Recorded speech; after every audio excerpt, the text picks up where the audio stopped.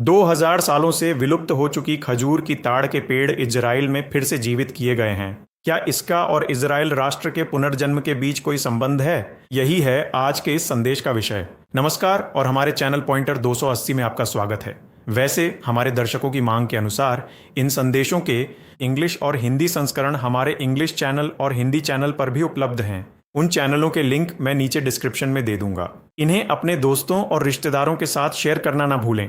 तो जब हम वापस आते हैं तो इजराइल में प्राचीन खजूर के पेड़ों का फिर से जीवित होना आधुनिक युग में इजराइल राष्ट्र के पुनर्जन्म के साथ प्रतीकात्मक रूप से जुड़ा हुआ माना जाता है, ऐसा कई लोग मानते हैं। प्राचीन खजूर के पेड़ों के पुनर्जीवन और बाइबिल में उल्लिखित एक राष्ट्र की पुनर्स्थापना के बीच की उल्लेखनीय समानता कई लोगों का ध्यान आकर्षित करती है। प्राचीन काल में यहूदिया के खजूर के पेड़ अपनी मिठास और गुणवत्ता के लिए पूरे रोमन साम्राज्य में प्रसिद्ध थे। ये विशेष रूप से यर्दन घाटी और यरीहो के आसपास के क्षेत्रों में उगते थे। बाइबिल में व्यवस्था विवरण की 34वीं अध्याय की 3री आयत में यरीहो को खजूर के पेड़ों का नगर कहा गया है। लेकिन सदियों तक चले युद्धों, जलवायु परिवर्तन और कृषि पद्धतियों में बदलाव के कारण यहूदिया के खजूर के पेड़ मध्यकाल में अंततः विलुप्त हो गए। 19वीं सदी की शुरुआत में यहूदियों के इजराइल लौटने से पहले इजराइल एक बहुत ही कम उपजाऊ रेगिस्तान जैसा क्षेत्र था। 1867 में उस क्षेत्र का दौरा करने वाले प्रसिद्ध लेखक मार्क ट्वेन ने इस बात को दर्ज किया है। 1960 के दशक में इजरायली पुरातत्वविद इगायल याडिन ने मसादा में खुदाई के दौरान विशेष रूप से राजा हेरोद के उत्तरी महल से हजारों प्राचीन खजूर के बीज खोजे। रेडियो कार्बन परीक्षण से पता चला कि इन बीजों की उम्र लगभग 2000 साल है। कुछ शोधकर्ताओं का मानना है कि ईसा पूर्व 66 से 73 तक चले पहले यहूदी रोमन युद्ध के दौरान मसादा में शरण लेने वाले यहूदी विद्रोहियों ने इन बीजों का उपयोग किया होगा। इसके अलावा मृत सागर के पास स्थित कुमरान गुफाओं में भी प्राचीन खजूर के बीज पाए गए हैं। इन बीजों को 40 साल से भी अधिक समय तक संग्रहित करके रखा गया था। दशकों तक संग्रहित रखने के बाद हदासा अस्पताल के लुइस एल बोरिक प्राकृतिक चिकित्सा अनुसंधान केंद्र की निदेशक सारा सेलोन ने पुरातत्व केंद्रों में पाए गए प्राचीन खजूर के बीजों को अंकुरित करने की एक परियोजना शुरू की। इस परियोजना का उद्देश्य था उस क्षेत्र में कभी उगने वाले अब विलुप्त हो चुकी खजूर की प्रजातियों को फिर से जीवित करना। बीजों को अंकुरित करने की चुनौती Arava institute for environmental research के सेंटर फॉर सस्टेनेबल एग्रीकल्चर की संस्थापक एलेन सोलोवे ने स्वीकार की। बीजों को बोने से पहले उन्हें एंजाइम मिलाए पानी और खाद में भिगोया गया, फिर शुद्ध पॉटिंग मिट्टी में लगाया गया। 2005 मार्च में इन प्राचीन बीजों में से एक ने सफलतापूर्वक अंकुरण किया। कई वैज्ञानिकों ने जिसे असंभव माना था वही हुआ। बाइबिल में उल्लेखित सबसे अधिक उम्र तक जीवित रहे व्यक्ति जिन्होंने 969 वर्ष जिए, उनके नाम पर उस पौधे का नाम मैथुशेलह रखा गया। मैथुशेलह सफलतापूर्वक उगाया गया सबसे पुराना बीज बन गया।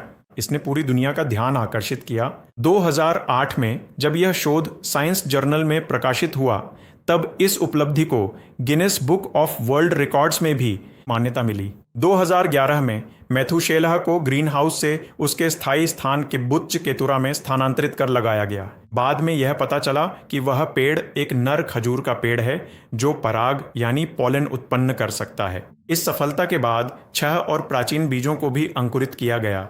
उनमें से एक, जिसका नाम हन्ना है, एक मादा पेड़ है। यह 2019 में कुमरान गुफाओं से प्राप्त बीजों में से अंकुरित हुआ था। यह शोध 2020 में साइंस एडवांसेस नामक जर्नल में प्रकाशित हुआ था। मथुशला और फिर से जीवित किए गए अन्य 2 प्राचीन खजूर के पेड़ आदम और योना से प्राप्त पराग यानी पॉलन मिलने के बाद हन्ना ने फल देना शुरू किया। हाल ही में की गई फसल में लगभग 700 खजूर के फल प्राप्त हुए। इनका स्वाद मेडजुल खजूर की तरह शहद जैसा और आधा सूखा बताया गया है। अब सवाल है कि इन खजूरों और इजराइल नामक राष्ट्र के पुनः अस्तित्व में आने के बीच क्या कोई संबंध है?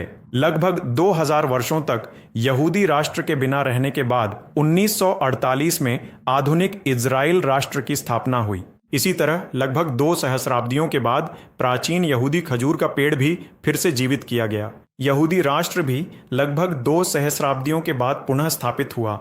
इसलिए इस प्राचीन वृक्ष के पुनर्जीवन और एक राष्ट्र के पुनर्जन्म के बीच प्रतीकात्मक रूप से कई लोग एक संबंध देखते हैं। यशायाह 30 अध्याय 15 में कहा गया है कि जब तक ऊपर से आत्मा हमारे ऊपर नहीं डाली जाती तब तक मरुभूमि बाग बन जाएगी और बाग को जंगल के समान गिना जाएगा। जब निर्वासन में गए इजरायली वापस लौटे तो उन्होंने कृषि भूमि को फिर से जीवित कर दिया। मार्क ट्वेन की लेखनी और आज के समृद्ध इजराइल देश की तुलना करने वाले विवेकशील लोगों ने इस प्रकार कहा है, जब उस देश के असली लोग वापस लौटे तो वह देश फिर से उपजाऊ बन गया।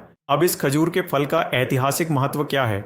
खजूर का पेड़ यानी फीनिक्स डैक्टिलिफेरा यहूदी धर्म, ईसाई धर्म और इस्लाम में लंबे समय से एक महत्वपूर्ण प्रतीक माना जाता है। प्राचीन यहूदी समाज में खजूर का पेड़ समृद्धि, सुंदरता और आर्थिक विकास का प्रतीक था। इसकी छवि यहूदी सिक्कों और सिनेगॉग की सजावटों में भी दिखाई देती थी। यह उस क्षेत्र के लिए इसकी महत्ता को दर्शाता है। प्राचीन लेखकों ने यहूदी खजूरों की बड़े आकार, बेहतरीन स्वाद और औषधीय गुणों के लिए विशेष रूप से प्रशंसा की है। पुनर्जीवित किए गए मेथुशेला नामक इस खजूर के पेड़ की पत्तियां लगभग 2000 साल पहले यहूदियों के पवित्र मंदिर की यात्रा करने के लिए यरूशलेम आए तीर्थ यात्रियों द्वारा लाई गई उसी प्रजाति की हो सकती है। अब बात करते हैं इस खजूर के पेड़ के बाइबल में पाए जाने वाले प्रतीकवाद के बारे में। पहली बात, खजूर का पेड़ धार्मिकता की आध्यात्मिक वृद्धि का भी प्रतीक है। खजूर का पेड़ शक्ति और आध्यात्मिक विकास का प्रतिनिधित्व करता है। भजन संहिता 92:12 में कहा गया है कि धर्मी व्यक्ति खजूर के पेड़ की तरह फूले फलेगा। दूसरी बात, खजूर के पेड़ की पत्तियों का उपयोग पूजा और उत्सवों में किया जाता था। आनंदपूर्ण उपासना और धार्मिक त्योहारों में भी खजूर के पेड़ की पत्तियों का उपयोग किया जाता था। लेव्य व्यवस्था 23:40 में तंबू के पर्व के दौरान खजूर के पेड़ की पत्तियों के उपयोग के बारे में बताया गया है। यह परमेश्वर की उपस्थिति में आनंद और कृतज्ञता का प्रतीक है। 3. यरूशलेम में यीशु के प्रवेश के समय की खजूर की पत्तियां। जब यीशु मसीह यरूशलेम में प्रवेश कर रहे थे, यानी उस विजयी प्रवेश के समय, लोगों ने उनका स्वागत खजूर की पत्तियों के साथ किया। यूहन्ना 12:13 में भी यही कहा गया है कि वे खजूर की डालियां लेकर उसका स्वागत करने गए। उन्होंने पुकार कर कहा, होशाना, इस्राएल के राजा के रूप में प्रभु के नाम से आने वाला धन्य है। खजूर के पत्ते विजय, सम्मान और राजा को स्वीकार करने का प्रतीक थे।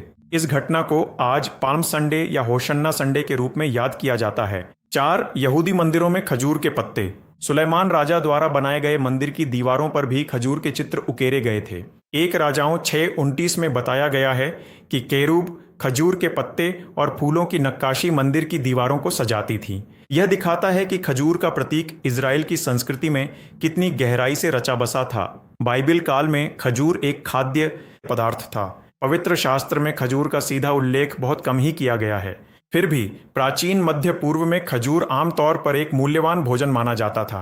वे मीठे और पोषक तत्वों से भरपूर थे। इन्हें ताज़े या सूखे रूप में खाया जाता था। कभी कभी इन्हें सिरप या केक के रूप में भी तैयार किया जाता था। बाइबल में जिस दूध और शहद की भूमि का उल्लेख है, उसमें से कुछ विद्वानों का मानना है कि वह शहद कभी कभी खजूर से बने सिरप यानी खजूर के शहद को भी दर्शा सकता है।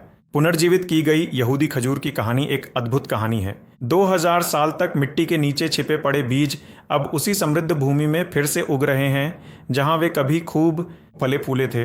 कई लोगों के लिए आधुनिक इजराइल राष्ट्र के पुनर्जन्म के साथ इन प्राचीन वृक्षों का पुनर्जीवित होना केवल एक वैज्ञानिक उपलब्धि नहीं है, बल्कि यह इतिहास और विश्वास की पुनर्स्थापना की याद दिलाने वाला एक शक्तिशाली प्रतीक भी है। जैसा कि बाइबल कहती है कि धर्मी व्यक्ति खजूर के पेड़ की तरह फलेगा फूलेगा, उसी तरह यहूदी खजूर के पेड़ की कहानी सहनशीलता, पुनर्नवीकरण और सदियों बाद भी जीवन की वापसी की संभावना को दर्शाती है। यहेजकेल की किताब के 37वें अध्याय में हमें एक सवाल देखने को मिलता है। हमारे यहेजकेल अध्ययन श्रृंखला में मैंने यही बात कही थी। वहां पूछा गया था कि क्या इन सूखी हड्डियों में फिर से जीवन आ सकता है? हाँ, प्रभु के अद्भुत हस्तक्षेप और कार्य के द्वारा यह संभव है। ठीक उसी तरह बहुत समय से भूले हुए प्राचीन बीजों को भी फिर से जीवन दिया जा रहा है। यहेजकेल अध्याय 36 की 8 से 11 तक की आयतों में कहा गया है, हे इज़राइल के पर्वतों, तुम अपनी शाखाएं फैलाओ और मेरे लोगों इज़राइल के लिए फल लाओ, क्योंकि वे शीघ्र ही आने वाले हैं। मैं तुम्हारे प्रति अनुकूल हूँ। मैं तुम्हारी ओर फिरूंगा और तुम पर खेती की जाएगी और बीज बोया जाएगा। मैं तुम में मनुष्यों को अर्थात पूरे इस्राएल के घराने को बढ़ाऊंगा। नगरों में फिर से लोग बसेंगे। और उजाड़ स्थानों का पुनर्निर्माण किया जाएगा। मैं तुम में मनुष्यों और पशुओं को बढ़ाऊंगा, वे बढ़ेंगे और संतान से भरपूर होंगे। मैं तुम में पहले की तरह लोगों को बसाऊंगा। मैं तुम्हें तुम्हारे प्रारंभिक दिनों से भी अधिक भलाई दूंगा। तब तुम जानोगे कि मैं ही यहोवा हूं। मुझे विश्वास है कि यह संदेश आपके लिए आशीर्वाद रहा होगा। अगर ऐसा है तो हमारी एपोलोजेटिक सेक्शन में बाइबल की बातों की सच्चाई को आज सिद्ध करने वाले कई अन्य संदेश भी आप देख सकते हैं। उस प्लेलिस्ट का लिंक भी मैं नीचे डिस्क्रिप्शन में दे दूंगा। अपना ध्यान रखें। परमेश्वर आपका भला करे। अगर यह संदेश आपके लिए आशीर्वाद रहा हो तो लाइक करना ना भूलें। अगर आपने अभी तक सब्सक्राइब नहीं किया है तो सब्सक्राइब करें और साथ में दिखने वाले उस बेल आइकन को भी दबाएं ताकि ऐसे अपडेट्स और बाइबल स्टडी सेशंस जब भी इस चैनल पर अपलोड हो आपको उसका नोटिफिकेशन मिल जाए।